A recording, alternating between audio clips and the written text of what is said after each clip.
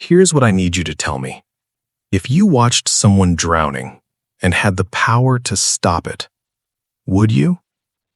Because on June 25th, 2019, people at Maria Farinha Beach faced exactly that choice. And what happened next tore apart an entire community in Recife, Brazil. 3 girls, same school, same hallways, same classrooms. But on that Tuesday afternoon, only 2 of them would walk away from the beach alive. The victim, we'll call her Anna to protect her identity, was just 14 years old, school uniform still on. She thought she was meeting friends. She had no idea she was walking into a trap. The attackers, also 15 years old. One of them was Anna's ex-girlfriend. And according to investigators, jealousy had been building for weeks. Rumors, arguments, looks across the cafeteria that lasted just a little too long. But here's where this gets disturbing. One of the attackers didn't just want Anna hurt. She wanted it documented. She wanted proof. The phone starts recording. What follows is 7 minutes that investigators would later describe as nearly unwatchable.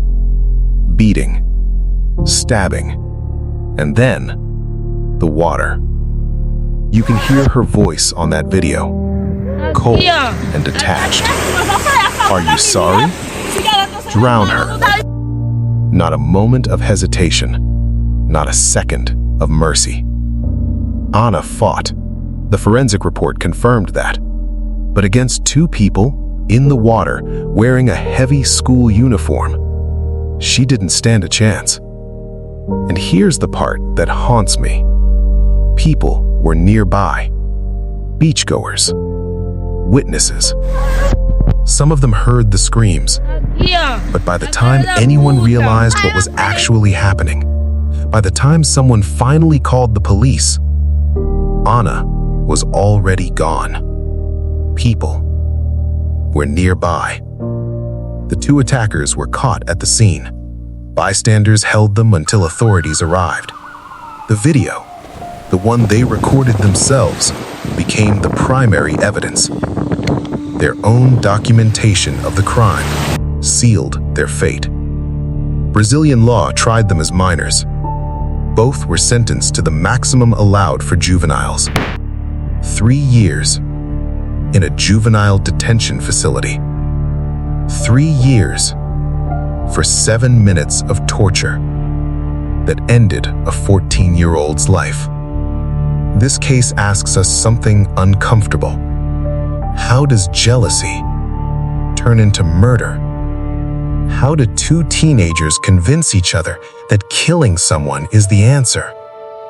And how do we, as a society, prevent the next Anna from becoming a victim? If cases like this one matter to you, if you believe we need to talk about youth violence, about warning signs, about justice, then subscribe to this channel. Because these stories, they're not just about the crime. They're about the questions we're too afraid to ask. And Anna deserves those questions to be answered.